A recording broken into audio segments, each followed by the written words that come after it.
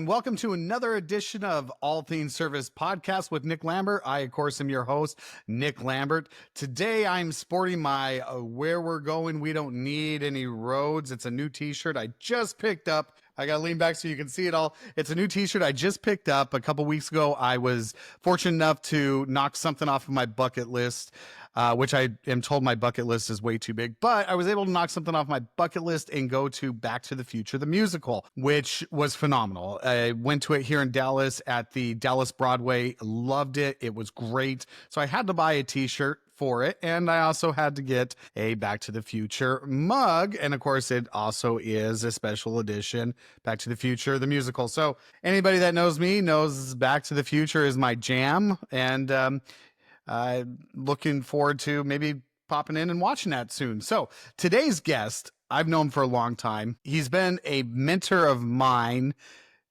I've actually had him consult for me and help me get out of my own way.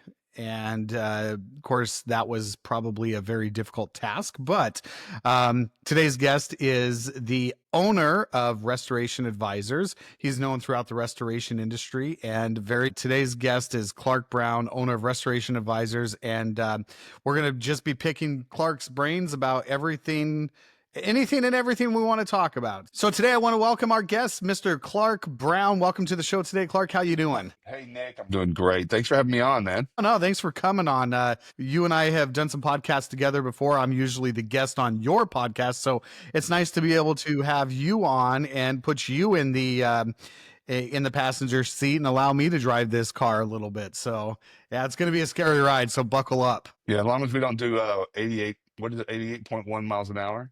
88 miles an hour. We hit 88 miles an hour.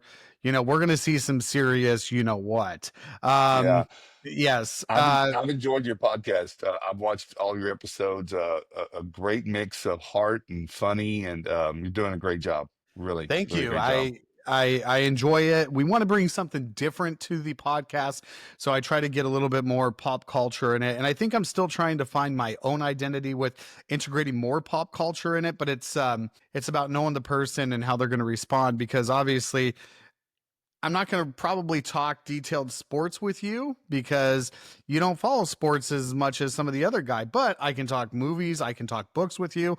I can talk Mike Rowe with you, Dirty Jobs, which you got me turned on to that YouTube channel. So Klark and I were at the Restoration Experience last week in Punta Gorda, Florida, and beautiful weather. I had my first on stage speaking engagement, which nobody left, so I guess that's a plus, right?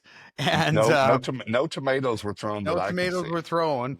And Klark and I got to spend a lot of time together. And on our way to the airport, because Klark flew out about the same time, we had a little bit of a drive. So Klark says, you know, I want to introduce you to Mike Rowe, which I already know who Mike Rowe is. Most people know who Mike Rowe is, but Mike Rowe, his voice, his radio voice is amazing. And so Klark puts on his YouTube channel and we start listening to some stories that Mike Rowe is telling. And it's almost very, who's the guy that Harvey? Yeah, you mentioned Paul Harvey, and I can really very kind of the storytelling of Mike Rowe reminds me of Paul Harvey a little bit, which my mom and dad always used to listen to when I was a kid. So obviously I listened to it too. But Klark got me turned on to some of the stuff with Mike Rowe and some of the storytelling, and just some of the stories just have left me with a lot to think about. And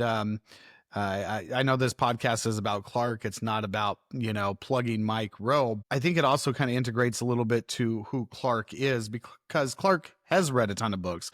Klark does invest in knowledge in himself. He reinvests in trying to learn and gain. One of the biggest things that Klark has always been good about is showing me different authors who are good to check out, different podcasts, and of course now Mike Rowe. So the stories, though, it just left a great impression on me. What's next? So what's next? So I guess we'll kind of start, Klark. You're doing advising. You've been doing advising for a long time. That's actually how I met you, which I don't know if you realize this. I was going to text you yesterday, but our 6 year anniversary is like right now. I met you Man, 6 years I ago, would right have around now. gotten you flowers had I known. Or coffee. I would have gotten you a bundle pack of coffee delivery.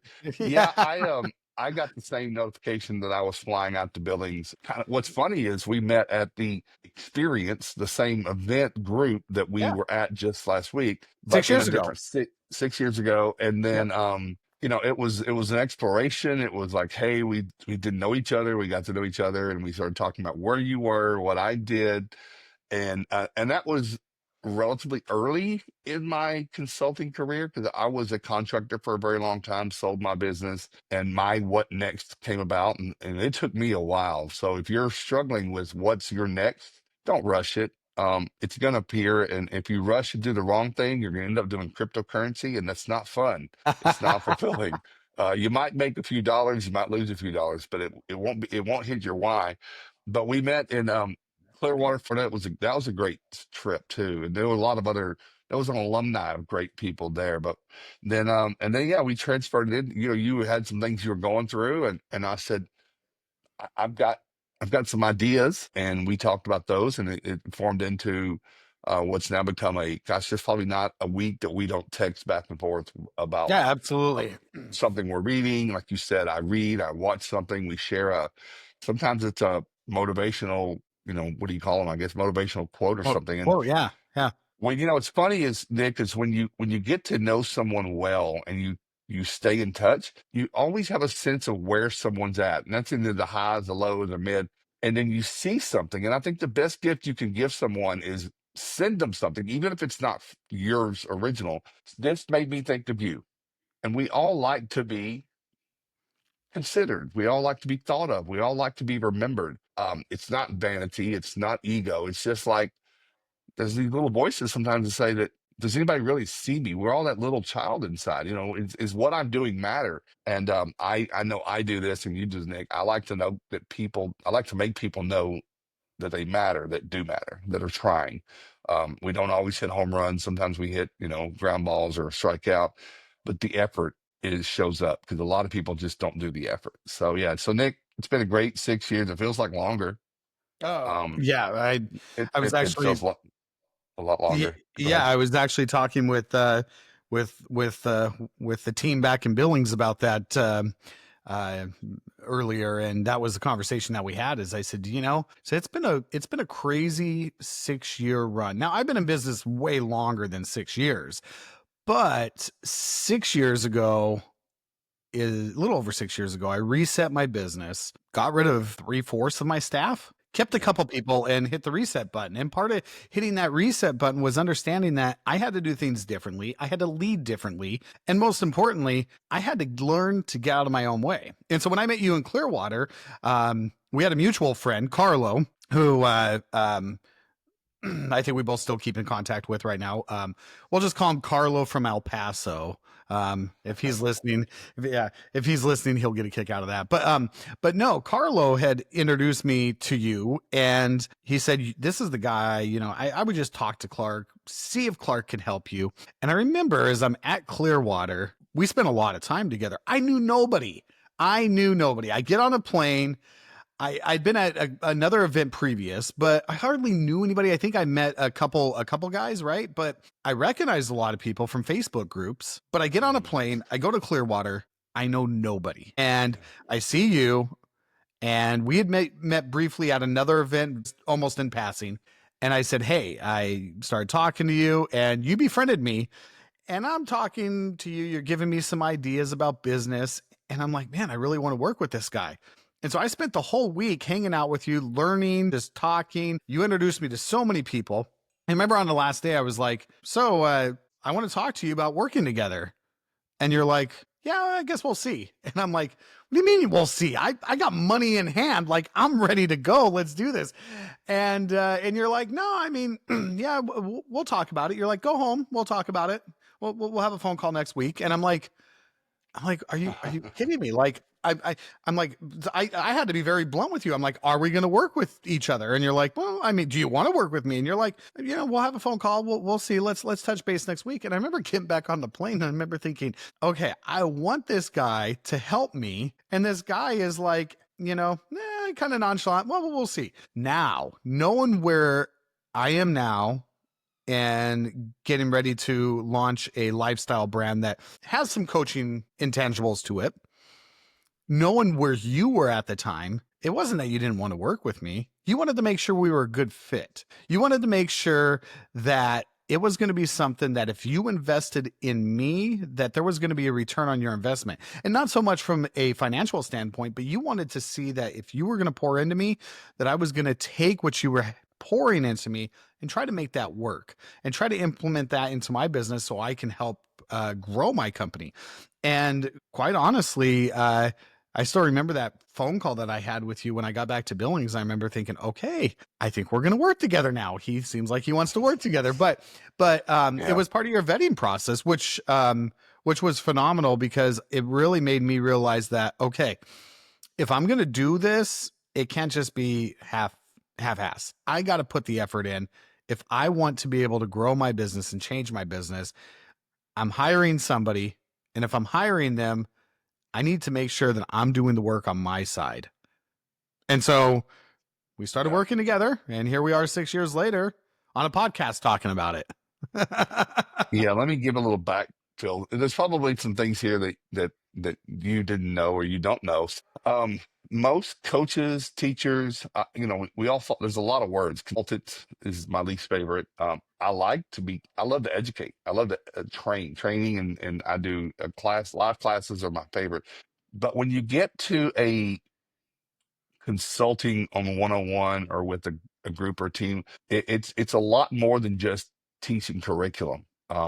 We both know there's gonna be a lot of weeds to weed out to get through something, and that is a very emotional, difficult thing. And so it like you said, it does have to be, the ROI has to be there from an emotion energy. Energy is what I call it. I don't know what it really is, but it takes a lot of energy to sit down with another person and put your own stuff aside and try to put on goggles to see that. But you also mentioned that there's a lot of people in this world that want to improve, but they don't want to put in the work. And there's nothing worse than a good educator, a teacher in your class with people that you're teaching that have potential, that are smart as a whip, but they won't crack a book and they won't get anywhere. And then they struggle with the replications of that. Right? So Yep.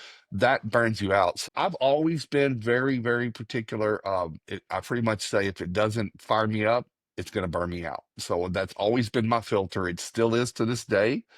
And it can feel like that we are being elitist or egotistical, but I've done this now. I've now coached a few hundred people, educated thousands, and you just Only get a a sense. thousand, only thousands. Yeah, because my events I like small. The one time that I did a big event, oh, you're being facetious. I I'm mean, being that's very facetious. No, oh, I mean that's amazing. I mean because uh, yes, you have touched a lot of people in different ways and being involved yeah, with them in different aspects. And so the yeah, fact that you have thousands of people, I mean, that's incredible. Most people that get into doing what you want to do, they have an aspect of, maybe a mindset that if I can help one person, it's all worth it. yeah. What I like is that if you do it right, you can help one person that can help 10 more people. And that exponential fractional growth is staggering. Years back, I was thin, and none of this was in my plan. As a small East Texas kid growing up that never thought I would leave my hometown. I am a real cocktail of grateful, proud, confident, imposter syndrome. I mean, it's all in there. It's all the messy stuff. But I started. I mean, I started a Facebook group with another couple of people years back that was just an unintentional. I mean, Facebook. I mean, 40-something-year-old man on Facebook or whatever. But that group, while today it probably is not what it was, but in the beginning, it's weird, Nick, like going somewhere like the experience where we just were, or countless other events, and people that you don't know walk up and say, first off, they'll say, "Oh, you're Clark from Facebook." I'm like, wow, I guess that's what I'll tell my kids that I'm popular for that. But they'll say, I Facebook watched what popular. you, because I just go on and I just vomit education all the time. And I give away a lot more than I charge for. And I believe that I think that builds credibility, it builds trust, it builds a brand, if you will, if you want to call it brand.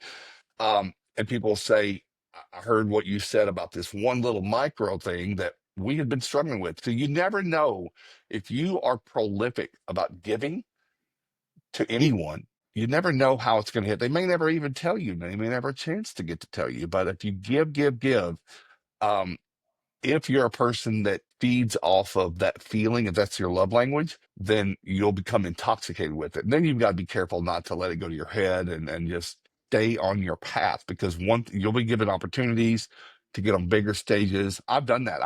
I've escalated to working with large companies one time. And in my beginning core values, or my core mission was to work with small to medium. Well, at some point, the money, the offer was too good, and I went to work for a consulting with a large big company. Didn't like it. Mm, Nothing wrong with them. It was just not what I was after. I was not there. Even I didn't really care about you growing your business, Nick, as much as you growing your life. I ask you 100 times, what will you do when you have success? And because that's my goalpost, because the money is going to get there, but what life do you want to lead? And you shared it with me, and it's completely compelling, and it was my hook. What you wanted to do, which a lot of it you're doing now, which is completely full circle. But the business, our businesses are in the middle. They're just the asset we need to get to that.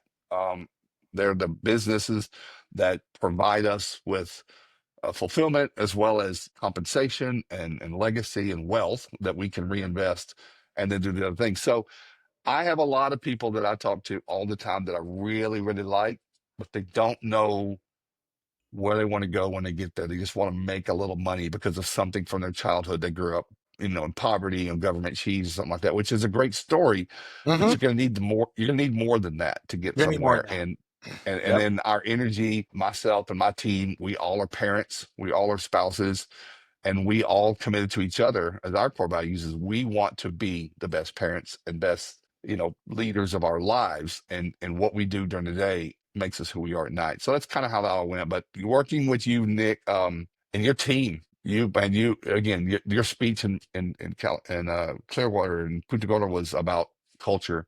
You've done it. It's not lip service, and that's why that room was, nobody threw tomatoes. They were all writing down notes, and they were taking pictures. I saw a Yep. lot of it, and it's not something our industry's talking a lot about right now. So I was applauding you for that. But yeah, I wasn't trying to play hard to get. I was well, maybe I was. I think the best things are a little have to have friction. But Yeah. Yeah. I knew early on I was going to work with you, but I just wanted to make sure. And again, I was earlier in my coaching career. I was still trying to figure out who I was and what which snakes bite and which ones don't. Um, and I still learn it all the time. But Oh yeah. it Oh was yeah. it was a that was a fulfilling. And I'm not even coaching clients as much anymore. And I look back and I miss parts of that because I'm now involved in the business in other ways. Sure. But if I had 4 to 5 clients like Nick Lambert, I don't think I would have ever needed another employee. I mean, it was just, that was so fulfilling. So Well, I I just wanted appreciate to that. I tell appreciate that. that. And I mean, you helped me tremendously. Really, you taught me how to get out of my own way. You taught me the company was going to go in the direction that I led it. And I don't Mhm. mean I not let it let it as in leading, how I lead it.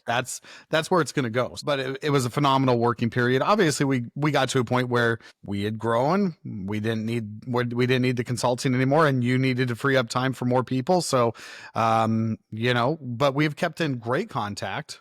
We're Oh yeah. like you said, we talk all the time.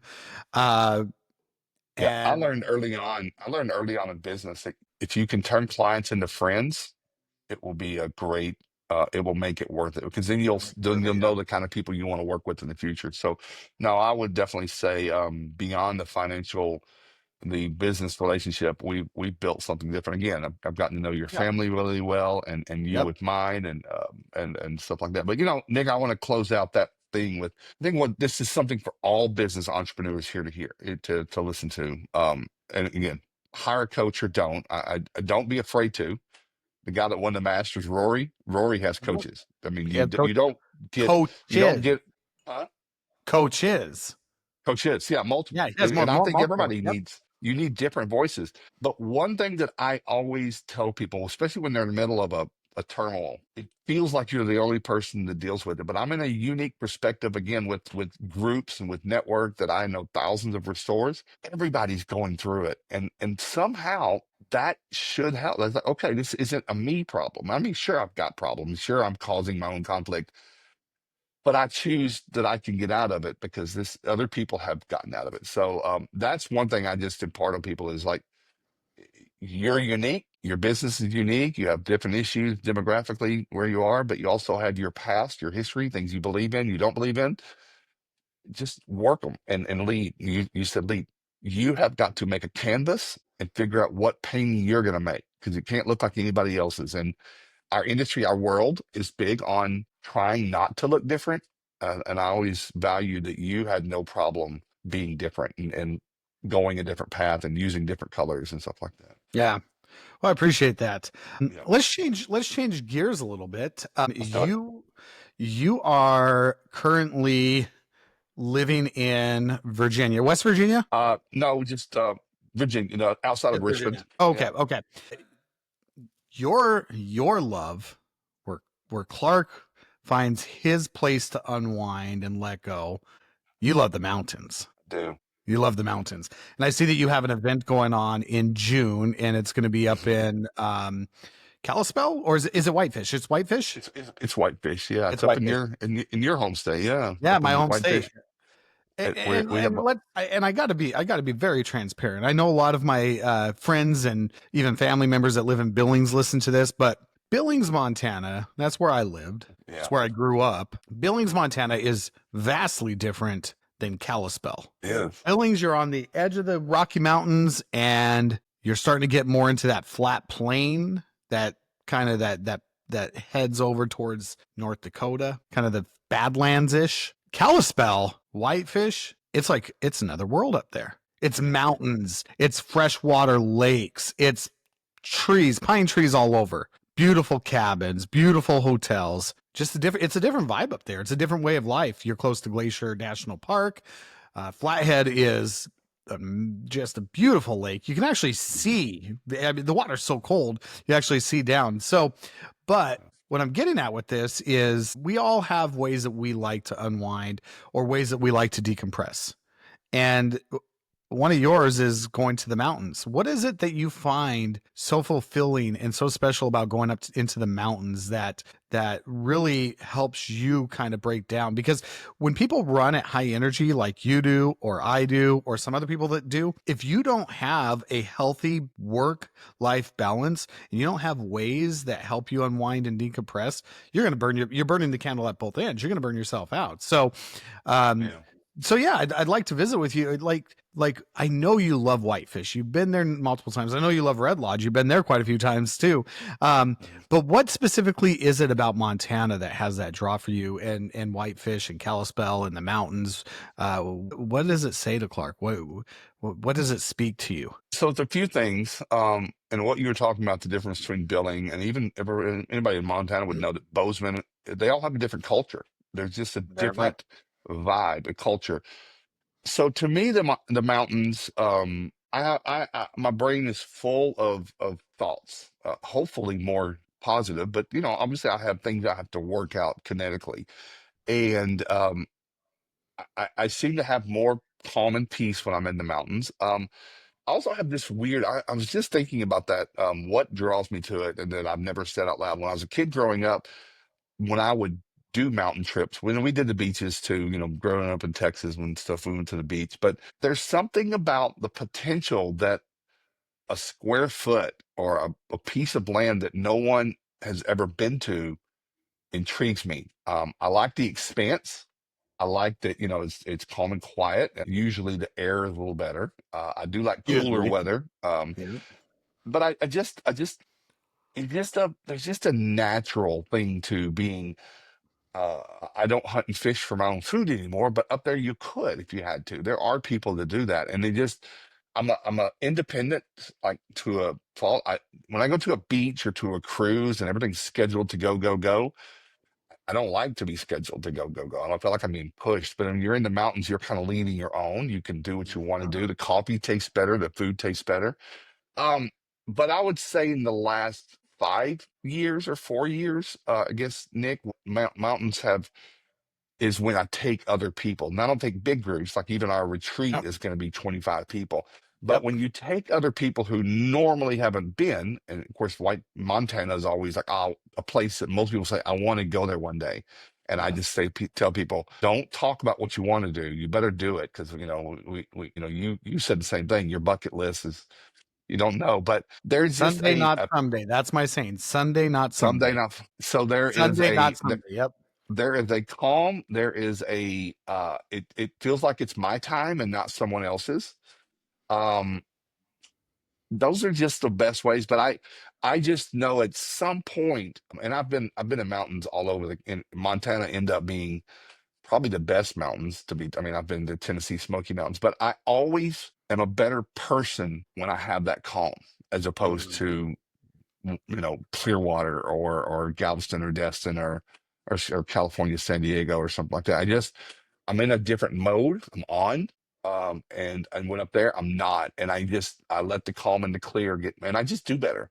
I don't, I just, my best ideas, my books that I've written have come from those periods, at least the outline, at least the genesis of them, if not sometimes the whole Right. thing. So I would say that was it. But I just like that there's not, and it's not that I don't like people. People say, are you a non-people person? No, I'm just particular people. I don't like all people, but I love some people. And I say even a type. And so I don't like them all, but I love some. I think I heard Anissa say that. Anissa Yeah. has told Yeah. me, Anissa Coy has said something like that. But what Montana I fell in love with my first visit in 2011, long before I knew you. And I went as a recovery from Hurricane Sandy. I'd been 9 months in New York City and really close to surrounding in disaster hurricane zone. And that was stressful. I mean, besides the hurricane, New York City was not my place. It triggers a lot of things in me. And I flew home for 3 days, and my wife and I went to Montana for 11. First time ever, Wow. no What hotel reservations. what part Just did you drive up there or just fly in and go all over? we we flew into Billings and we went all the way around the state and ended up back in Billings and flew out 11 days later. So we went to, Wow. Big Sky. We went up to Missoula and Kalispell, cut across and saw the Badlands and where I think some of the John Wayne movies were probably filmed. So we saw the different feelings and faces and the people there. We fell in love with the people of Montana. Every restaurant we went to, every convenience store, people actually smiled and asked if they could help us. And that wasn't something we were living in Atlanta, Georgia at the time, and that was something we didn't see a lot. So there was a, but I would just say the mountains feel like they were created by a greater being. They were glaciers cut through there. They were made. Um, I don't know, just something bigger than myself there. I guess that's the best way I can say it. For me, there's something amazing that happens to my body, to my mood when I walk outside in the mountains and it's cool and kind of a cooler morning or even a cool evening and you got your cup of coffee and you're just seeing that steam rising from your coffee outside and you're surrounded by mountains, trees. Yeah. Something really, really calming in that. For me, that's one of my favorite things about the mountains. Now, mountains get I'll give hot you one too. more. I'll give you one more, Nick. I think we're discounting with all the trees that are most mountains have a lot of trees. I think the oxygen created, um, they just and the clean air. I think we Clean take for air. granted how filthy the air is where we are probably living if we're close to a city or Dallas on the outside of Richmond. We've seen the haze. I think that does something that kicks your brain into it. It's a reset, it's a cleanse. And I think that it just that is an endorphin that we haven't named it. We don't notice it. We just know that we feel better. And then of course we attach to things like you just said. I mean, things birds are louder, food tastes better, coffee Yep. tastes better. Yep. It's the same coffee, it's the same Same food, coffee. Yeah. but we've changed our palate, our acceptance of it is different. So I think some of those are it takes me into a different gear and it allows me to be more become better at something or get rid of something terrible that I've been doing, a bad habit or something like that. And it gives me the space to do that instead of 12 minutes to work on it and then keep going. I actually have a day Going. or a week to do it. So I like to, Absolutely. I agree with you though. I also say that in the mountains, cold as it is, you go outside in your shorts and it just doesn't fit. It's just not like It's cold different. Yeah. in Detroit. Like in Detroit, you go outside in your shorts and you're like, what in the world? You got a retreat coming up in Mhm. June. What does that Yeah. retreat look like? You said it's very exclusive. You put emphasis Yes. on keeping the numbers low. What do you guys do up there? So this year, if anybody's watching this, this is in 2025. This is our third annual formal. We've done this. Like I take a lot of people to Montana, but it's never been a formal event. But this is our third one, and we've always had a theme, and they're usually about building. So the idea is entrepreneurs, business owners, or leadership of a company coming to a place. Because a lot of people do events at beaches and Captiva, and those are great. But some people don't want toes in their sand. Some of them want oxygen in their lungs. But we work on a specific thing. And like for instance, last year was delegation. A lot of people haven't been able to move forward because they don't have a great way to delegate to today's generation. And what does that look like? So we gave a lot of tools. But we went to an event last year for a franchise, Nick, in Colorado Springs. A franchise of it was about 18 owners of a group. That was all that showed up. All were elected, but 2024 was a tough business year economically and things like that. And it was just this low morale, low just but none of them could really quantify it and talk about it. So we were invited to facilitate, to host an event for 3 days, 2.5 days. And there was an agenda that they created. We massaged a little bit, but what's working, what's not, but the clarity to cut through, like the economy wasn't our fault, but we could do something about it. We can cut back on overhead. We can shift our team. We can market a different way. And we had this, and it wasn't a direct thing. It was just asking questions and then letting everyone else talk amongst themselves, developing the issue, developing the thought and the theory, and then working through it with the result of we're going to come away with 3 to 5 things that were all non-negotiables we're going to try. So we're not going that deep, but this year in Montana, this is what we're calling a reset. If you are just exhausted, if you've lost your vision, if you have lost your confidence, if you aren't sure what the next thing to do is, meet us in Montana. A lot of people are coming back that have been before, but a lot of them are just saying, I just like to go because for the same reasons for your question, I just get a lot more done. But what specific thing are you struggling with when you put 25, 30 people in a room? Someone else has gone through or is going through the issues that you're having, whether it's business, whether it's your mind, whether it's family, and we're going to work it out. So this is going to be no slideshows, no slide decks. This is not going to be, we're not even going to have name tags. We're going to have some bonfires and some coffee, but we're going to do work. So it's not like we're just coming to do yoga. We're actually going to be putting in some time. We got some exercises that cause a little bit of a friction.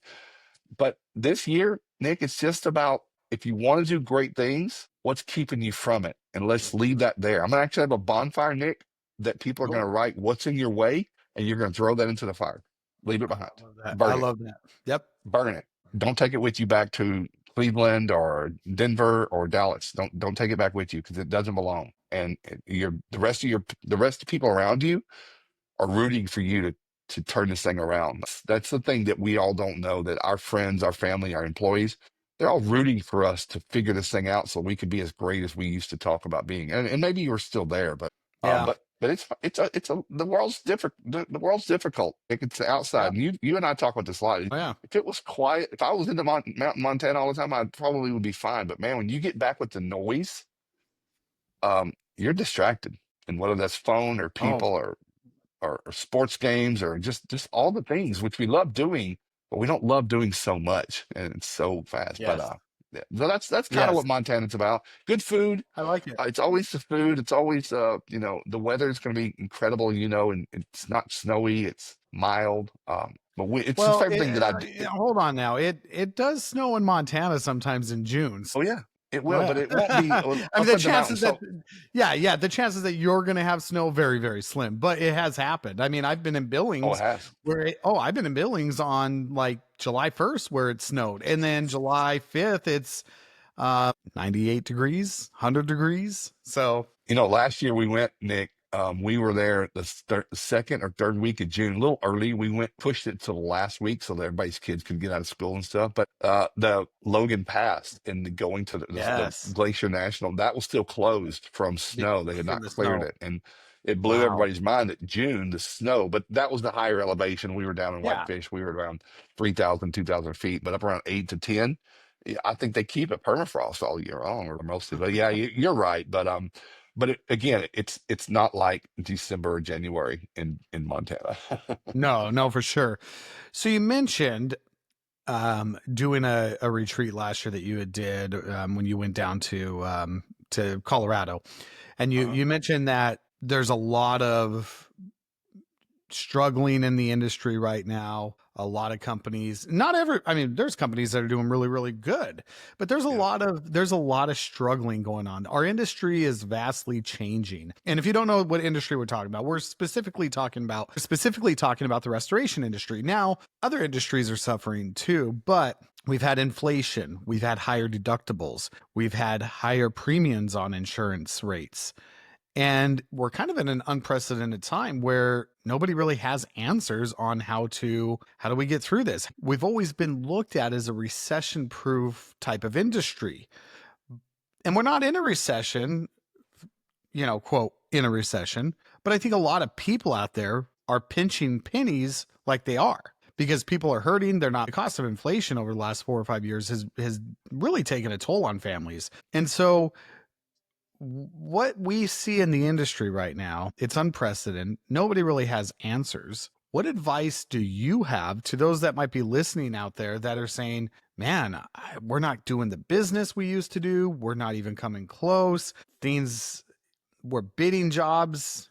We never had to bid jobs before. What advice does Klark Brown have for those Yeah. people out there who are in unprecedented times? Yeah, you mentioned it. I mean, I think more are struggling than not. Struggle is a word is like maybe we're making money, but we're not making it like we were. We don't have the cushion. I think last year, Nick, we went through as a nation, we went through a lot. And I think coming off of COVID, I think COVID was a pinnacle. I think the pandemic really changed our relationship with everything. Entrepreneurship, economies of the world work off of confidence. And right now, confidence is really low. People don't spend Yeah. money. Um, yes, there's the insurance, there's that.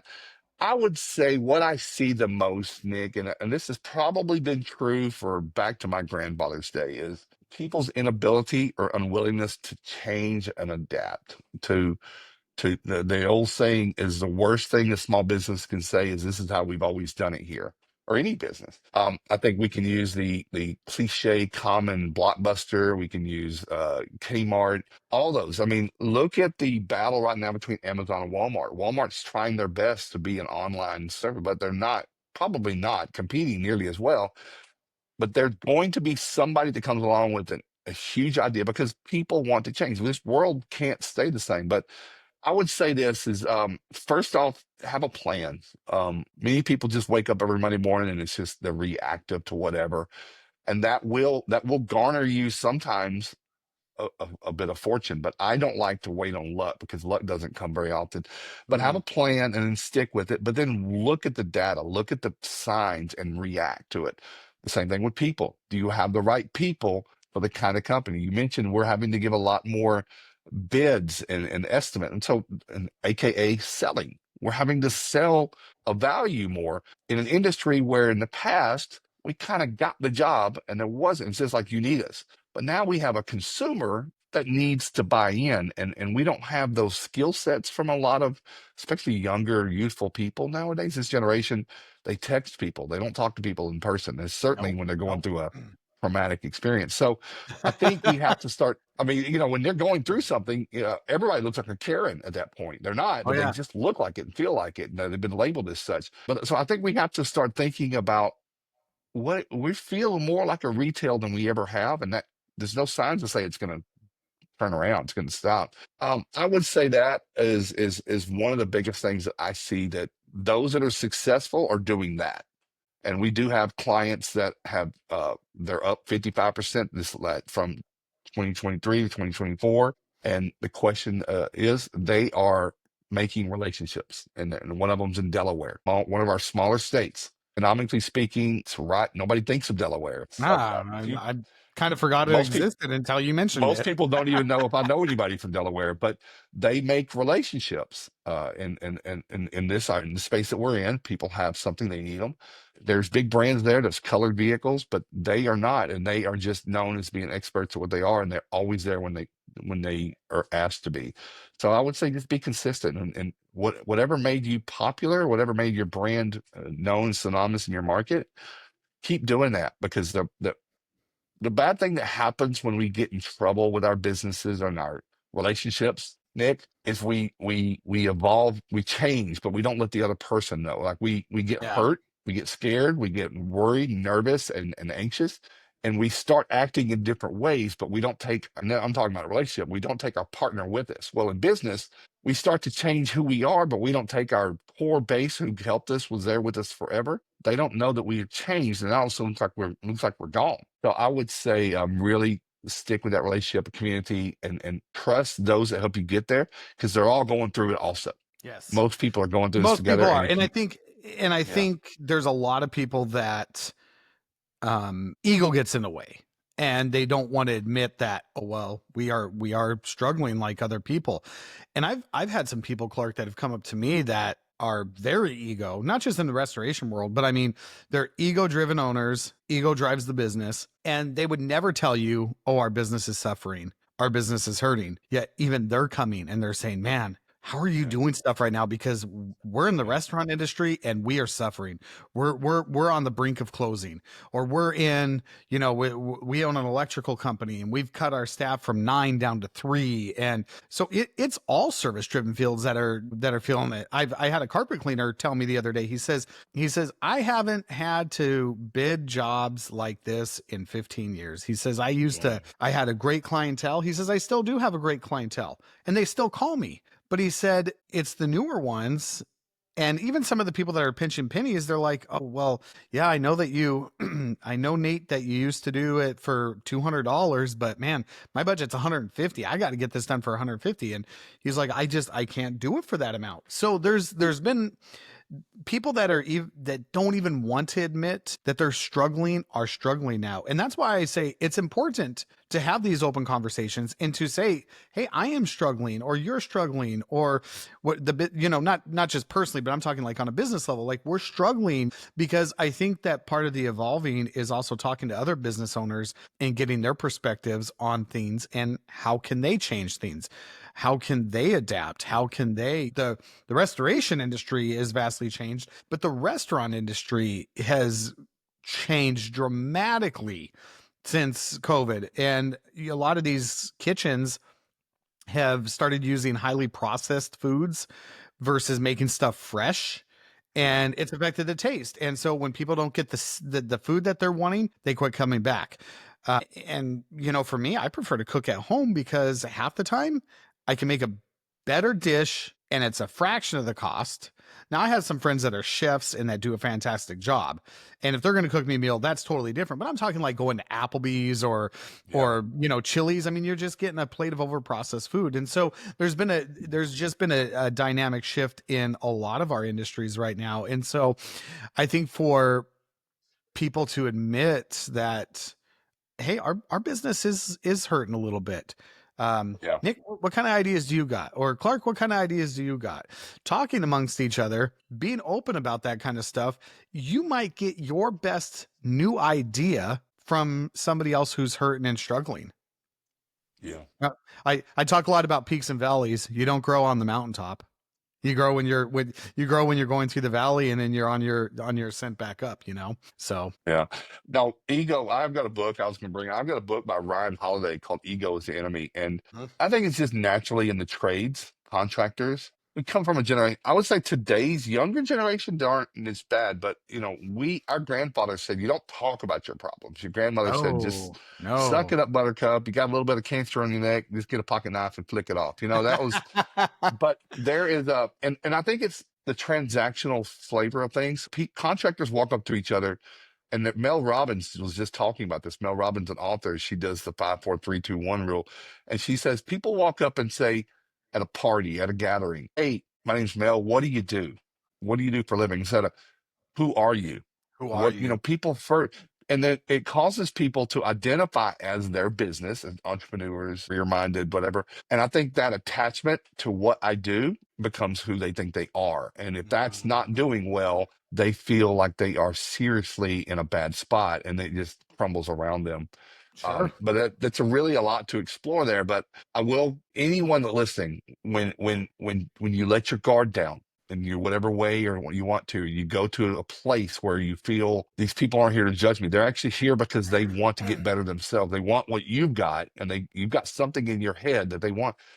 And once you open up, people don't normally want to see other people suffering. They'll say, "What can I do to help?" The right people will do that. The ones that Right. show up at an event like that, they're asking that question. They're not judging you. They're not going back to Facebook saying, "Well, I met Clark and he's down 30% in his revenue." That's just not really happening. If they are, those just aren't your people anyway, and nobody's No, listening to absolutely not. them. Yeah, But exactly. I think we should walk up and ask people, "Oh, you okay?" You know, again, some people have, Yeah, "Oh, yeah, you're getting a real foo-foo." First, how are you? What are you struggling with? And then what do you do if we get to that? But yeah. I think that's the thing that's missing in this world. But yeah, it's definitely, I think everyone has their guard up. Everyone, the money is having to stretch a little further. There's still a lot of uncertainty on what next year is going to look like. But from a political position, there's a lot of Yep. things going on, a lot of wars still going on, a lot of threats of more of this and more of that. People sometimes, when faced with not knowing what to do, they do nothing and they stay the same and they don't grow, they don't They evolve. don't grow. Yeah. Absolutely. Like you said, I mean, they don't want to, why fix way we've always done it? We're just going to continue to do it. So why fix it if I- it's not If I broken? wait it out, it'll work. It'll work. I've always gotten through, and Yeah, there's some exactly. truth to that. And that's your tenacity, your energy, but your technique, your process might need to be different. Hmm. And I'm in the same way. Nick, your business, you're having to always tweak levers and dials Yep. because the public is shopping a different way. Coaching, consulting, education. I mean, there's never been a time in the world where between Google, Chat GTP, and YouTube that someone can't find the answer they want. So people don't come to me for answers. They probably need help with the implementation. We can learn all we want, but will we actually put it into place? So I'm not really sharing anything that somebody doesn't know. They just like, but how do I do it? How do I use it? You know, the how, and then the what next. So, What but next? we live in a very transactional world, and people trust is hard to come by from people too. So that's a lot of it. But and that's the thing with blue collar services. You can go back to Mike Rowe.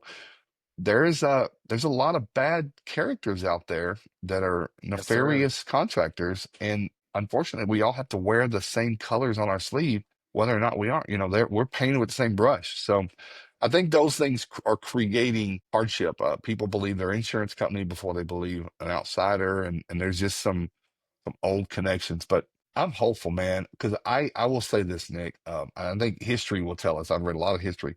When you do good things consistently, it works. It comes around because the Yeah, people it do comes the around. bad ones, they're going to go away. People that are Yeah. the bad stuff is temporary. I believe we're going to be great again. I heard Without saying something last night. I want to share something with you last night. sure. Do you follow? You may have heard this. I know you're very faithful, very, very spiritual. I love it. I love your relationship with God.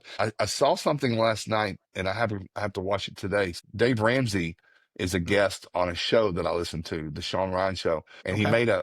he's talking about, he made his first million when he was like 26.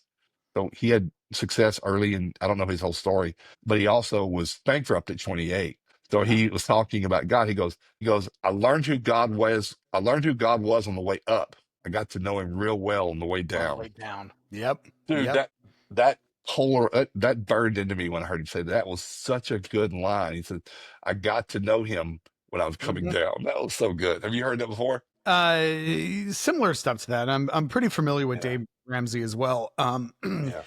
Part of my whole peaks and valleys is that's what I believe. I believe that God allows you to scale peaks, but too often we stand on those peaks and we say, "Man, look, I made it." It's like the Rocky montage Yeah. where Stallone is Rocky and he's running through the streets of Philadelphia and then he scales. He scales all those steps. He gets to the top and he starts celebrating.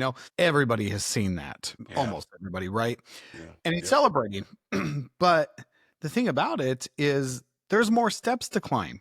And I think that a lot of entrepreneurs, and myself included, I'm guilty as this. We get to that top of that peak, and it's like, okay, what's next? Well, I'm going to help my staff or help others below me try to get up here. But the problem is a lot of times being on top of that peak is short lived. And where you do the most of your growing, at least where I do have done the most of my spiritual growing, is not on the way down so much. It's when I'm down in that valley and I'm looking at the next mountain and I'm saying, Lord, I don't know how I'm going to do this. I don't know how I'm going to climb this, but that's a steep one, God. That's a steep one. You want Yeah, me to climb that's a that? big one. That's a big one. Let's do it. And that's where your growth comes from. Because if we Yeah, just all made it to the top of the peak and we celebrated like Rocky all the time, we'd be content with the one championship, yeah. you know? But it's when you It's take that always gonna. knockout, it's when you take that knockout punch, you get knocked out, you get knocked off the mountain, and you fall down to the bottom that you shake yourself out. I mean, that's where you have a choice, right?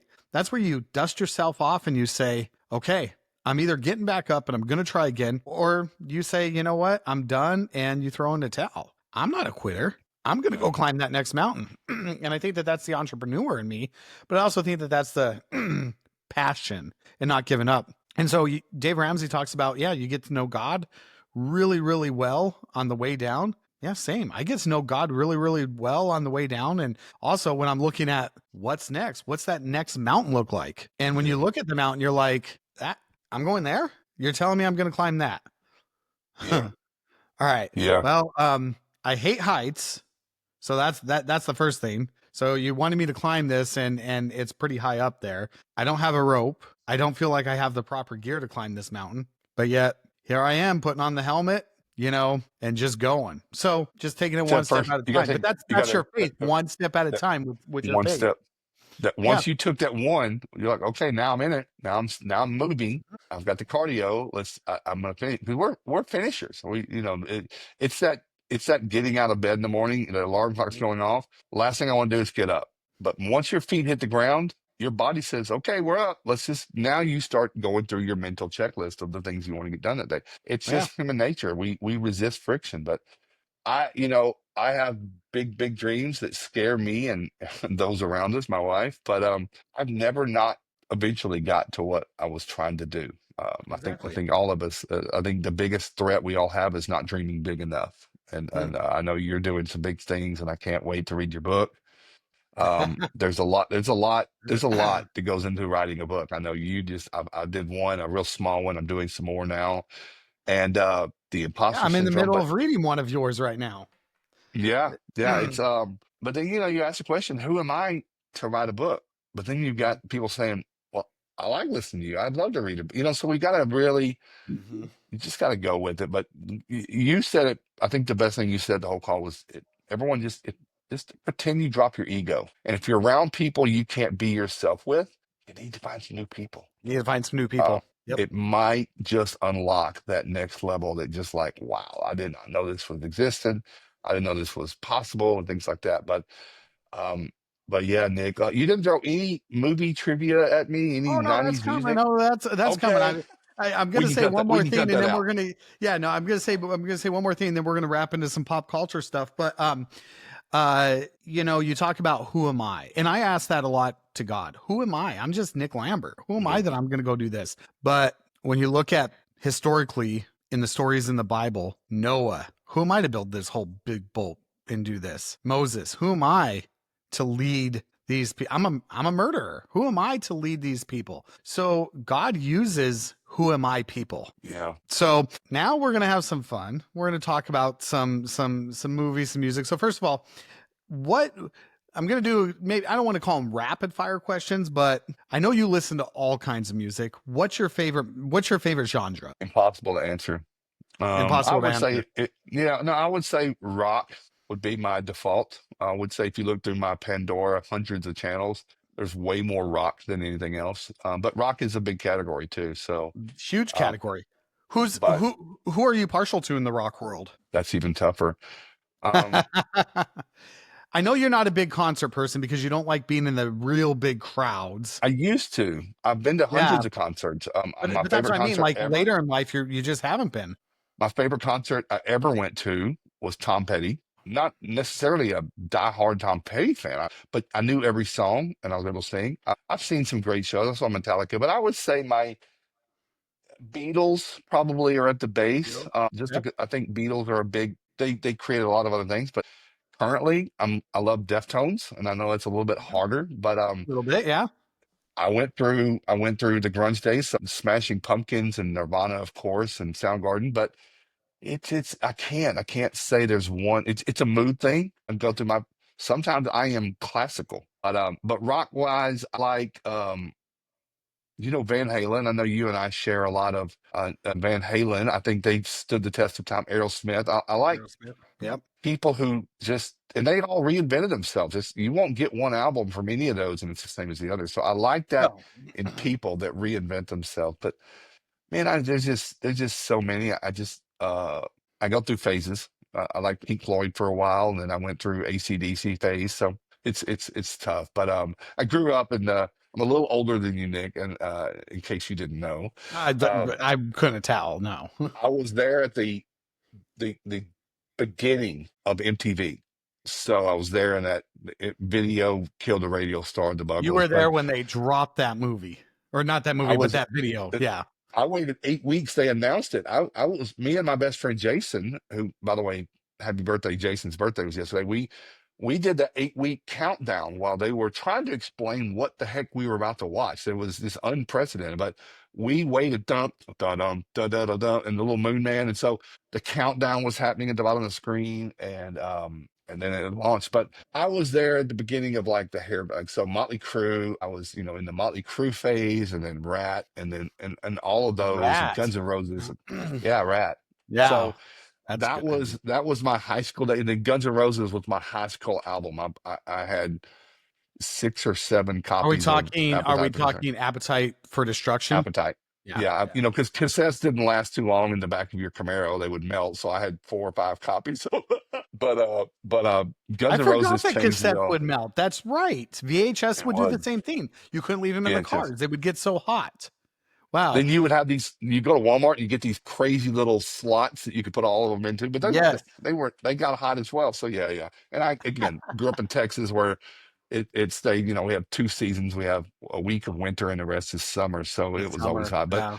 but yeah, I would say Appetite. They lost me a little bit later on. But you talk Yeah. about a band that just imploded in each other. But Well, but you talk you about you talk about a band that just imploded. That if Axl Rose, you want to talk about ego. If Axl yeah Rose and the other members of the band could have kept their egos at bay, think of what Guns N' Roses could have went on to do. Use Your Illusion 1, Use Your Illusion 2, fantastic albums. Think of what yeah they were at the top of their game when everything blew up. yeah. I wonder, and I've read so many. I love reading biographies about So bands. I do like to I. know what makes them tick. And I think at some point, none of them really ever wanted the fame that they end up getting. And of Yeah. course, in Guns N' Roses there was substance abuse and there was things like that, and probably underlying depression with Izzy and stuff like that. So there's always Yeah. a band is like a family, man. When you live with someone 24/7 in a van, you either love each other. And I think even the best bands, Van Halen was like, man, we probably wanted to kill each other most of the time, but we did it for the fans. We did it for to keep it going Man. on. But yeah, no, I would say in history, Guns N' Roses were probably one that is a big lost opportunity of what they could have probably achieved. But maybe that's just how it just was supposed to work out. Led Zeppelin, they kind of stopped being. They were great for a lot longer, but Oh, yeah. yeah, but But there was just different lanes, and people grow, people get older, and they want something different. Yeah, yeah. What were you gonna But say? look at the amount of bands, the amount of rock bands out there right now. Nostalgia is a huge thing. So we have Guns N' Roses still doing tours, Def Yeah, Leppard still doing tours, yeah, AC/DC has a reunion tour, even though it's just Angus Young and Brian Johnson. That's it. But I mean, Malcolm's passed on. So everybody's doing these huge stadium tours, and these are rock bands that 20 years ago couldn't book an arena and sell half of them out. And so there's been obviously that nostalgia, that the resurrection, the resurgence of hair band metal. Motley Crue had a tour. They retired in 2015. They came back out and they went on a tour. And so there's just that clamoring. Everybody still wants that nostalgia. And so rock rock music now, from some of these bands, they're making more money now than they ever made before. Yeah, And so, but like they're still putting out new music, and some of their new music is actually really, really good new music. But yeah. when you go to concerts, you're wanting to hear the old stuff. You don't want to hear the new stuff. The new stuff is It's a good for difference. bathroom breaks. I don't really know where I was going with that. I just Well, I have some threw it out theories. there. I have a lot of I think so. You mentioned 20 years. That's a good block of time. I think Yeah. the music industry completely shifted. I think that's where streaming, Napster, all that kind of stuff, and the ability for the best. I just don't think we've had a really good rock band presence. Like other than I think I like to say Foo Fighters were probably the last great current Yeah. day, and they're not even really creating a whole lot of new music. Oh, I think that when rock kind of that whole era died away, there was a void. And I think we're now being able to fill that because there's nothing replacing it. There's a lot of good music out there, Coldplay. I don't know. I don't even know who the bands are now, but we don't still have those people that can pack an arena and create no. lifelong, but we just still have a lot of people from our young generation that still we remember you and I talk about the greatness of the 80s and 90s music. It Yep. was some of the Yep. it was the best music time. Well, now this is how we get, and I think those bands are just responding to that. Their albums are still selling.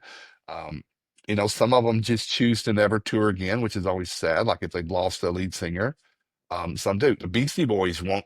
They won't get No. together because they lost. They No. lost. Their guy. So I'm a big, big, big, big, big Beastie Boys fan. I mean, huge. Yeah. But just more about what they did and what they What they pulled did. off. Yeah. Yeah. Well, they were at But the I, they I were think at the forefront of R&B in the 80s, yeah, introducing that rap something music, new. something new. Something new. You talk to bands like people like Run DMC and LL Cool J, and they're saying, "Man, we thought what the Beastie Boys was doing was fantastic. Here you got these Yeah. white boys that are coming out, and they're Yeah. making new sounds that none of us have heard before." Yeah. That was the interesting thing with rap. It was a very cultural thing. It was their music. Mostly there was New York was probably where it started. And then there was a little bit of a LA, but that came later. But it was their music. And when it went mainstream with Fat Boys, Run DMC, Houdini and stuff like that, Fat Boys, I it forgot it about Fat Boys. did you forget Fat Boys? Oh, I could Rakim, Wu-Tang Clan. Wu I mean, Tang there's just Clan, so many yep, so yep, many of those. But it identified that we're being seen and heard, but then it became mainstream, and then they said, well, now it's no longer what came from the streets or something like that. So I love the stories of all that. I love watching Jay-Z talk about, he sold drugs on the street, and he made some raps while he was waiting on drug deals. And so that's just cool. It's way better than the other. But yeah, music, again, sometimes country, Nick, I'll yep. throw on. I like a certain type of country. Some of these young country, I call it red dirt. So it's the Texas songwriters, a little bit of like Stapleton stuff. Great songwriters. Music is music. I don't care. Pavarotti can write it. If it's saying the right thing, it synchronizes. We were talking about some of that last week. So, no, Yeah, music is always playing in my background when I'm working, and it really just kind of sets the tone of where I'm at for every day. But yeah, there's a lot of same. it's. I wish I was a musician. I wonder what it would be like if I were able to stand in front of 20,000 people and put words out. That would be a weird feeling, and I can also see how that could get to people long term. Like, you get For to where you're sure. selling out arenas, you become at a different level, and it's hard to relate to people and it Well, used to that be with. that So was that was my dream. Growing up, I had two yeah, dreams. One was yeah, be a rock star, and two was being a professional wrestler. And it's not I it's not too late for either. Well, I mean, come on, maybe not too late for the rock star, but the professional wrestling, I mean, that's gonna, yeah. Yeah. But you know, a couple fun facts. I don't even know if you knew this about me, but I wanted to be a rock star. I wrote music, had a couple bands. We never really did much other than just jam together. Mhm. I had a lot of problems trying to find my voice. And so what I would do is I have a gift. I'm like kind of like a chameleon, right? I can sound, you want me to sound like Boy George? I can sound like Boy George when I'm singing. You want me to sound like a country artist? I can sound like a country artist. I can sound just like Tom Petty when I sing. And the problem is it's not original, right? Because what I'm doing is I'm mimicking and I'm trying to sound just like they sound instead of trying to find my own voice. And so Obviously, I fell in love, got married, and never chased that rock style life that I thought. But I have always told people that I felt like I was born 10 years too late because I think I was made to be an 80s hairband rocker. So I was just 10 years too late. Then I wanted to also be a professional wrestler. I graduated high school. I loved WWF at the time, now WWE, WCW, loved it, watched it um, religiously. And I had a conversation with my dad. There was a wrestling school in Ohio ran by Les Thatcher. And if people want to research more, they can. I called Les, got information. He sent me a packet, what it cost every single week, where I could stay, people looking for roommates that were going to be, going through this school. And he had quite a bit of success training wrestlers. So I had the money in my account to be able to go and do this. I had a truck payment and some other small bills. I had a conversation with my dad. They had an Applebee's a couple blocks from where Les Thatcher's warehouse was that he trained people. And I had actually reached out to the Applebee's about transferring, and they're like, "Oh yeah, you do corporate training, no problem. We'll bring you in. Just send us, just give us a call, and yeah, they'd love to have me." So I told my dad about it, and my dad said, "You don't have a body of a professional wrestler." I'm like, "Yeah, but I'm almost 6 foot. At the time I didn't have the build that I have now, but at the time I was, and my dad says, "Well, you don't have the body. You're not 6'6". You don't have the big muscles." And he just said, "You'll never make it." And I said, "Dad, it's not about," and this is in the late 90s when the shift went from these bigger wrestlers like your Hulk Hogan's, your Randy Savages, to more of the smaller wrestlers like Bret Hart, Shawn Michaels. And I remember telling him, "Dad, you don't need to be big. You just need to be athletic and you need to be good on the mic and you need to understand crowd psychology." And I said, "And I understand that stuff. I know how to read a crowd. I know how to respond to a crowd." And my dad and I had this little argument over it. And my dad pretty much just said, "You'll never make it. You'll never make it. Don't do it." And I'm not blaming my dad. He had his reasons No. for it, right? Yeah. But and historically also bad necks and backs tend to run in our family. So, he used that as well. But obviously he was doing what any old school father would do. And he was protecting me because he didn't want to see me go and fail. He didn't want to see me go and hurt. Yeah. But I never Yeah. took that chance. I was this Yeah. close from pulling that trigger to go. And Yeah. and I never took that chance. Now, would I have made it? Who knows? But what I do know is the life I live right now and being married, 3 beautiful kids, I'm happy. Yeah. And being a wrestler, you're on the road a lot. There's a lot of politics. I don't mind traveling. I just don't like traveling alone, and I hate politics. So I think Dad might have been right in the lawn in the realm of things. Yeah. I agree. I don't think your dad intended those are dream crushers. Um, I Mhm. just a couple of weeks ago, I think I asked you a couple months ago, I watched A Complete Unknown, the movie about Bob Dylan. Dylan, yeah. Listen to Bob Dylan sing. Most people would say you're never going to make it. Look at American Idol. Would they ever let Tom Petty on stage at American Idol? No. Mhm. But then we would have been not had Tom Petty in our careers, in our life. Dave Matthews probably would not blend with most people, but No, he blends with some. Dave Matthews is more of a jam band. But there are some people that everybody has a tribe, and there would have been some. Andy Kaufman. I remember Andy Kaufman getting on stage in wrestling. Yeah, with Jerry Anybody could Lawler. do Jerry Waller, but it was a shtick. Yeah, it But was. it made it's what he wanted to do, and I do think that when it depends on how you measure success. So, but if you get on stage in front of 10,000 people in an arena and someone drop kicks you and that's the end of your career, at least you could say you did that. You could tell your They kids should and your take. Yeah. grandkids. So I think that's cool.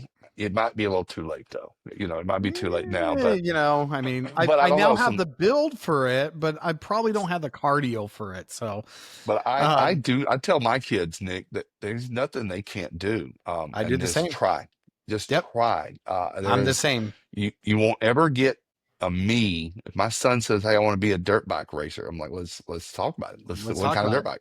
But I think that's Um, also a shift in and maybe not a shift in society, but you talked earlier about that old school blue collar mentality where, yeah, well, I got a little cancer, let me cut it out and go back to work, right? Well, I cut my finger off, don't worry, I super glued it back on. And yeah, it was about hard work, establishing your hard work ethic, and you didn't really chase your dreams. And so I think that, not my dad wasn't that way. My dad was a counselor, my dad had a degree, he was a teacher. But I think that my dad also probably, in fact, I know for a fact when he was growing up, he had teachers telling him he'd never do anything with his life. He'd never be anything with his life. He would never make anything of his life. He had teachers telling him in high school to drop out because he was stupid. My dad wasn't yeah. stupid. My dad would No. just, but so when you don't have somebody that invests and believes in you at an early age, then it's hard to chase those dreams. Well, the world is also much different now that it's easy. Your dad, my grandfather, he was in the army, he was in Germany, but the idea of him getting on a plane and flying to Australia wasn't achievable. But now you could do anything, and we're connected through the internet and the web and social media and those things. But I think the possibility for if you want to grow zebras in Zimbabwe, there's probably a YouTube video to tell you it's not the how's not hard anymore. It's just will you do it? So you can learn, you can do anything. I think we've seen enough people. So it's just it's a mind shift, but it's also big and scary. A lot of Yeah, people are scared to grow beyond what they've been told they can't do because somehow that plants a seed saying you're not meant for that. But I certainly think that's all BS. I think we listen to the wrong voices too often, and I've grown, and it scares people. I mean, mhm, I'm always dreaming something big, and it's going to scare people. And you yeah, got to say, well, are they scared because they don't think I can, or are they just scared because it's not for them?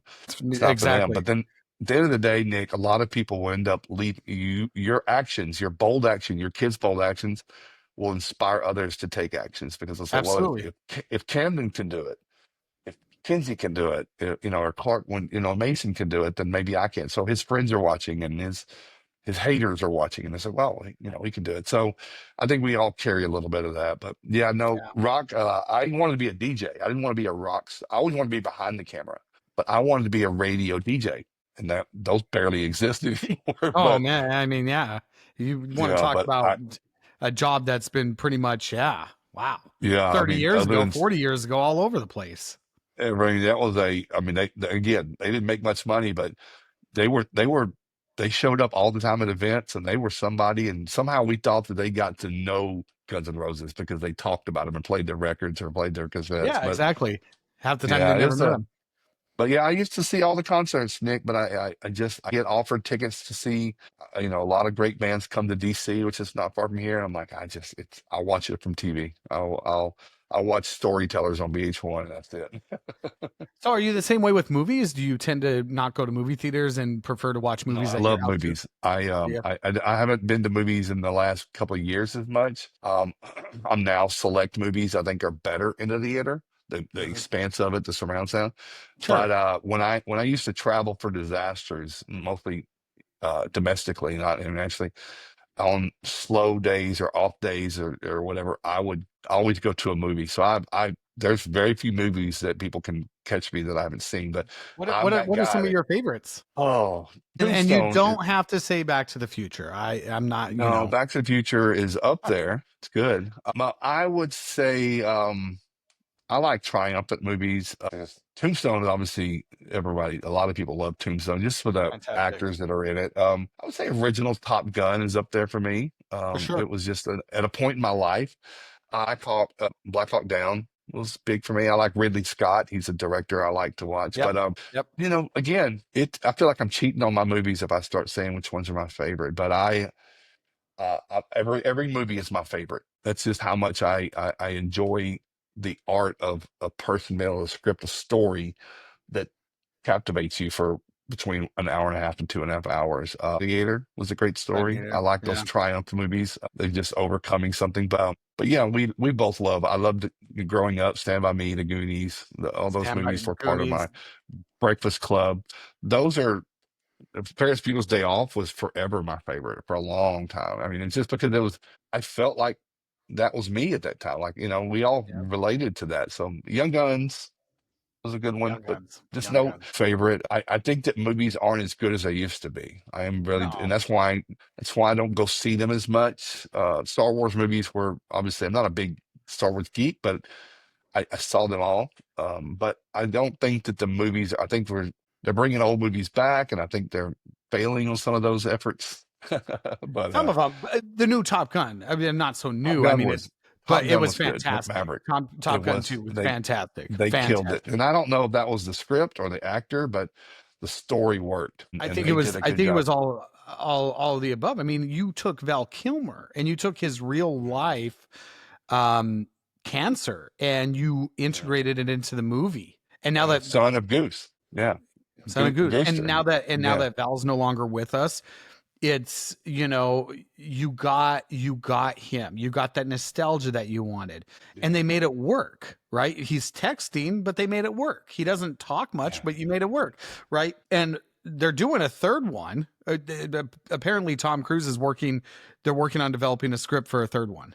So I don't know that I don't know if it's been greenlit, but there's definitely talk about doing a third one. But Tom Cruise, and I'm not a huge Tom Cruise fan, right? But in Top Gun 2, he was so adamant that Top Gun 2 was supposed to be released a year before it came out, but because of COVID, they shelved it. He said because this is not a movie you can watch at home. This is a movie that has to be watched in the theaters. It was made specifically for IMAX. You have to see this in IMAX. I saw it in Yeah. IMAX. It was fantastic. It was phenomenal.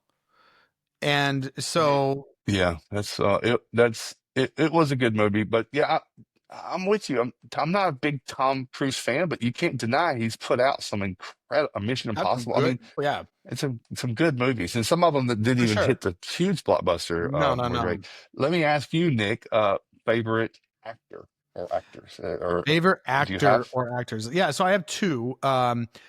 There's a lot. I mean, I see repeated actors in certain movies, and maybe they're not even main role actors, but I just love them and love what they bring to the table. I have two. Tom Hanks is my favorite. Mhm. Um, I just love the roles that he plays. I feel like he's a really good actor. Catch Me If You Can, one of my favorite movies. Good movie. Very good movie. The other actor that I really, really like, Johnny Depp. I've been a Johnny Depp fan for Mhm. years. Yeah, see, and I get that a lot from people like, No. he's not everybody's Yeah. cup of tea, but for me, he's a fantastic actor. He's a good actor. I And agree. you can go back. I mean, I think probably Edward Scissorhands. I loved that movie when I was a kid.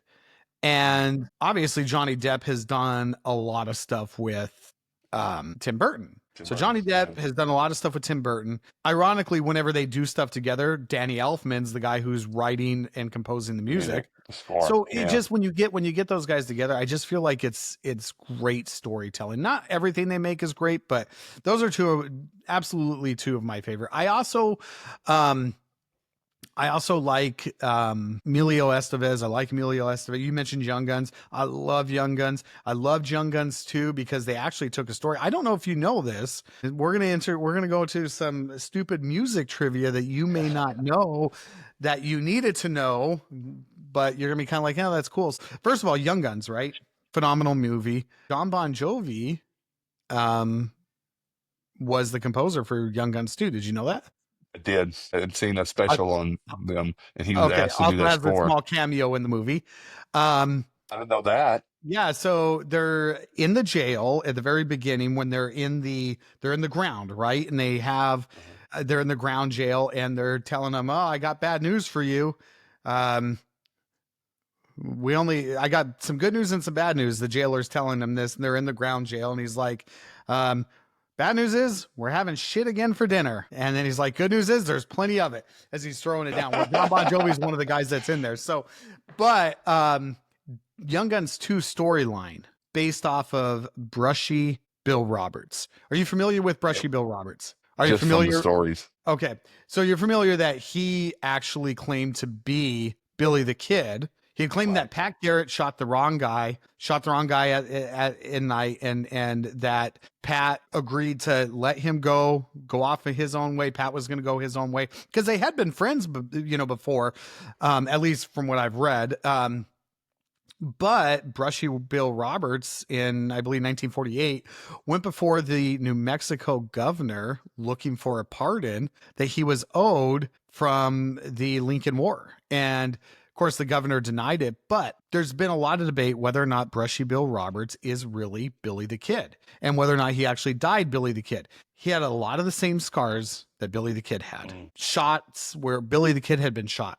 He had a lot of the same, so people that had rode with Billy or knew Billy firsthand had met Brushy Bill Roberts, and they say this is him. He remembers stuff. He knows stuff that only Billy would know. So Billy the Kid's next to kin or whoever, and the New Mexico whoever handles being able to dig up bodies and test DNA, they won't allow. They've shot it Wow. down many times because they wanted to take ancestor DNA from Brushy Bill Roberts.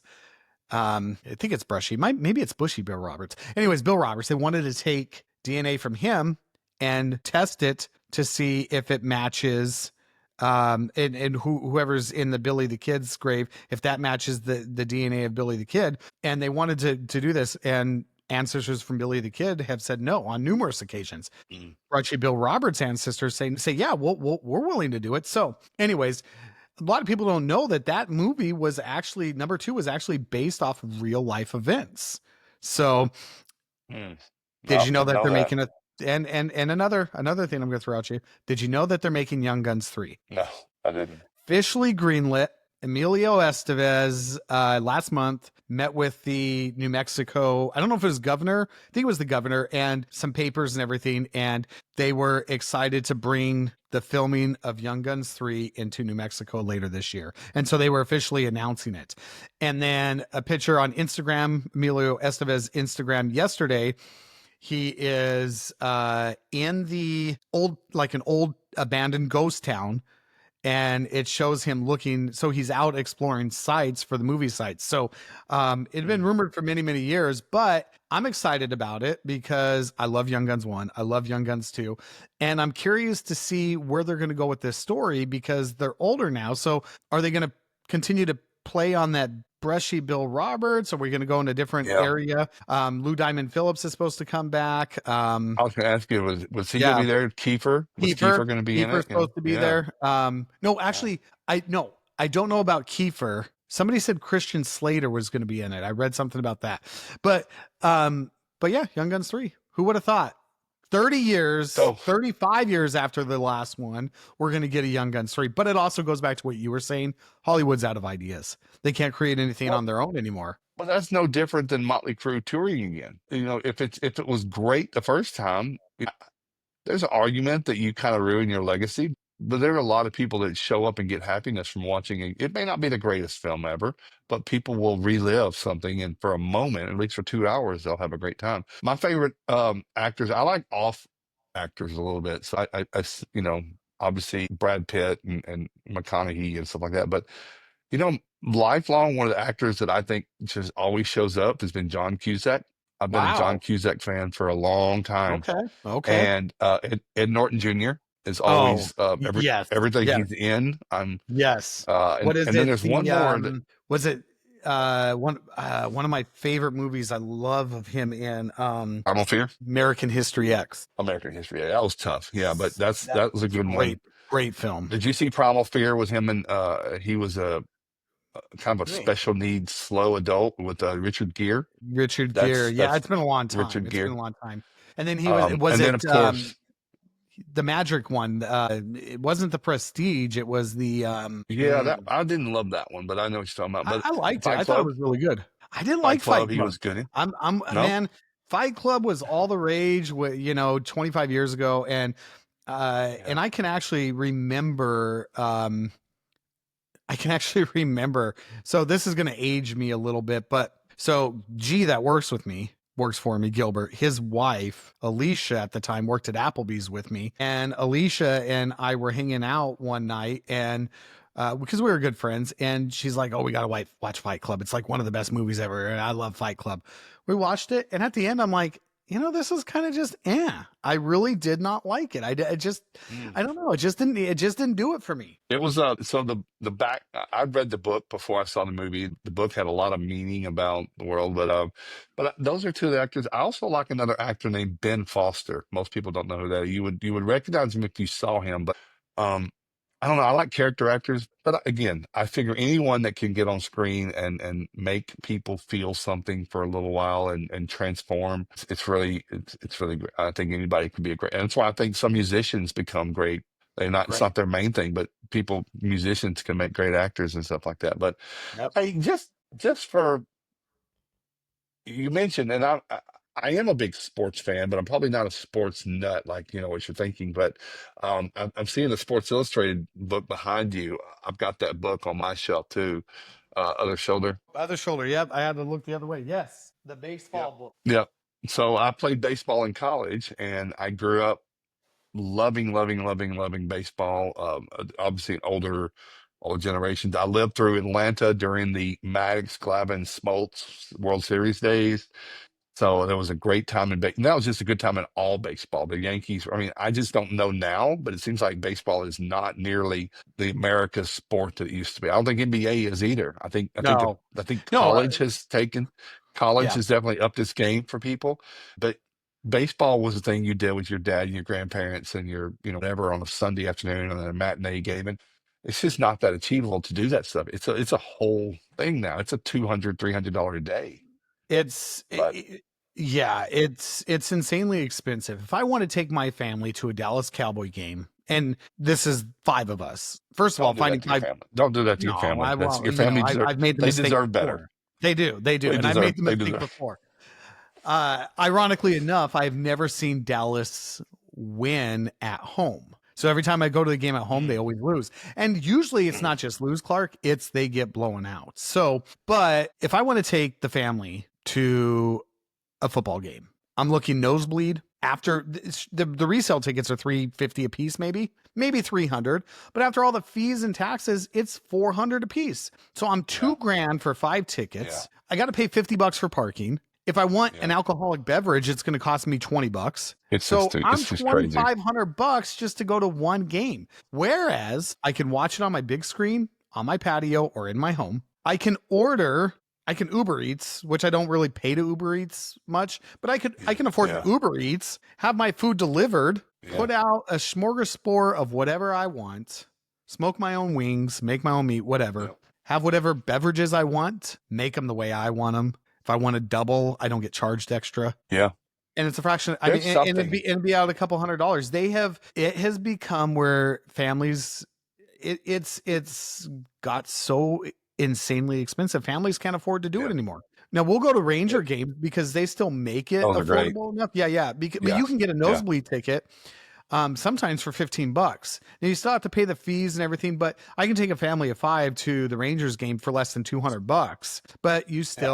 kids are going to want popcorn, a pop. I got to have a hot Parking. dog, parking. It's still Yeah, $400. So I yeah, think that's been the shift. And college is the same way with certain college teams and college sports. You, big yeah. Texas A&M fan, They I'm a are huge Notre Dame fan. expensive. I went down to College Station last season, opening day, Notre Dame, Texas A&M in College Station. Never been to a college football game before. Bucket list to go Yeah, see Notre Dame. I remember you told me it's something crazy. You're not even going to understand how crazy it was. Even those tickets. Now Maddie wasn't with us. She was off to college, but for the four of us, even those tickets were $350 a piece after fees and taxes. I told my wife, yeah, look, Notre Dame ain't in Texas all the time. So this is yeah, a once in a while thing. So we did it. But I think to your yeah, point, I think that the game has gotten softer. Football's had to get softer. yeah. Baseball, I think, got softer. I mean, look at the guys we used to watch and play. Your David Justice, your Greg Maddox, Jeter, King Griffey Jr., Barry your Bonds. Yeah, Sean all of them. Schmaltz. Yeah, those guys used to play. They'd be injured and they'd still fight through it. They'd play. Michael Jordan. You remember Yeah, how dirty the Pistons were? You remember how dirty the Pistons were in the 80s? They were dirty, nasty. dirty, dirty, They were dirty. nasty. They were nasty. Okay. Imagine soft LeBron playing. Everybody says LeBron's one of the greatest of all times. I don't believe it because LeBron is so soft. LeBron couldn't have played in that era. He's of Yeah. a different era. They score way more points in today's era, and the ratings are down tremendously from where the NBA was in the 90s. The NBA peaked in the 90s. You can't compare generations. I mean, you can't compare Mhm. Jeter to Babe Ruth. I mean, it's just not the same. I mean, Oh, everything was different. I mean, it's fun, and everybody has their favorite. I'm not going to take away. People love LeBron. He's not the GOAT. It, this is no question right now who that is. But I was watching something. I was at a lunch meeting yesterday with Toby, and it was on TV. Ovechkin has passed Gretzky on the Gretzky. score line. I mean, Yeah. so I mean, he's four away from 700 or something. It's some crazy high number of scores.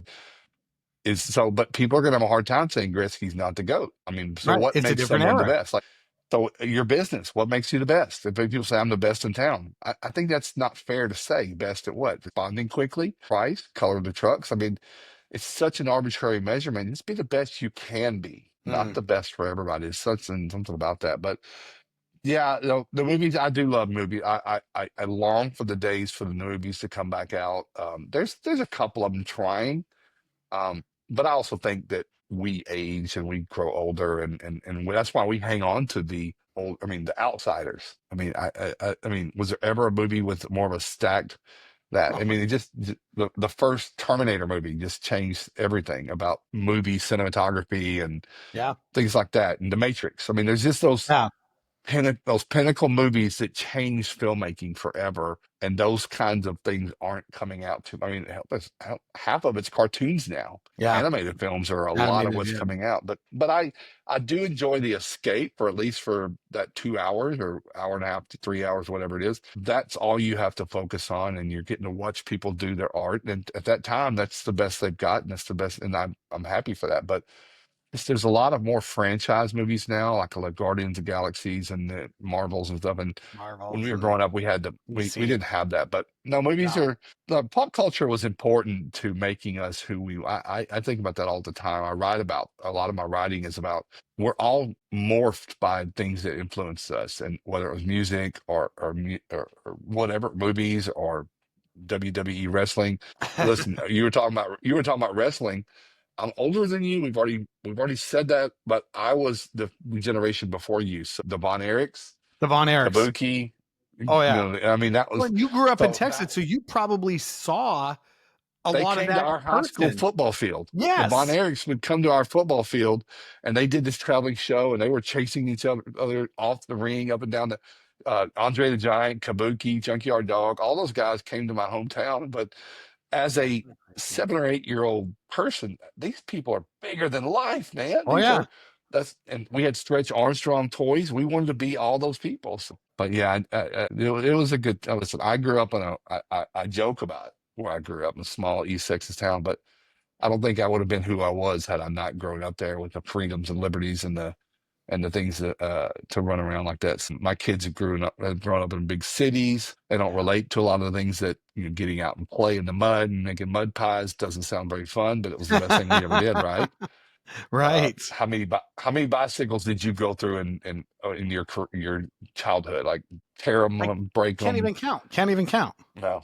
Yeah. And now our kids have had two bikes and they Yeah. barely ride them. And they So barely ride them. I mean, Yep. we sound like a bunch of old timers, but I am.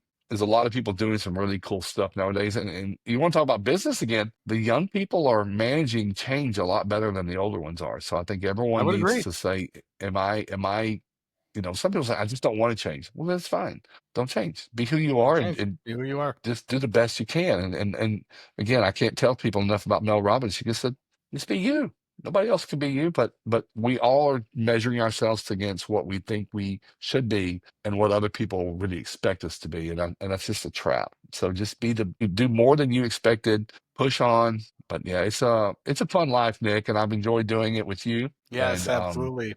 I again that what next? I know we played that video, that audio together. You should put that Yep. link in the description of your I podcast will. so Yeah, I'll people put can it on see what we're this. talking about. Yeah, I'll put the what next on there Um, because I think but it'll be but what next? I people think like it, that. it really fires people up. It's a great story, but it just it yesterday is over. Yeah, I heard somebody say yesterday and tomorrow are not the most important days. Today is. What are you gonna do Today is. today? So, Yep. Yep. Yesterday's gone. cool, Focus on man. tomorrow. Well, Clark, I really appreciated you joining us today, sharing your insight. It was great talking pop Sure. culture, music. Yeah. Yeah, I mean, I know whenever you and I are around each other, we always, there's a million We don't. things we have conversations about, The but the conversation does not go quiet with it. no, There's no it never, birds it, it, chirping. ne- Yeah. it never does. Well, I appreciate your time today, Clark. I always leave my guests with the same two sayings. Maybe one day I'll change it up, but love everyone always, which you pour in countless amount of hours into so many people. And a lot of that is just because of your passion. And the other thing I like to say, may the best of your past be the worst of your future. Love that. I love it too. That's awesome. Clark, I That's awesome. appreciate your time today. We'll have you on again soon because there's just so much we can always talk about. Have a great week. Thanks for having me, and everyone watching.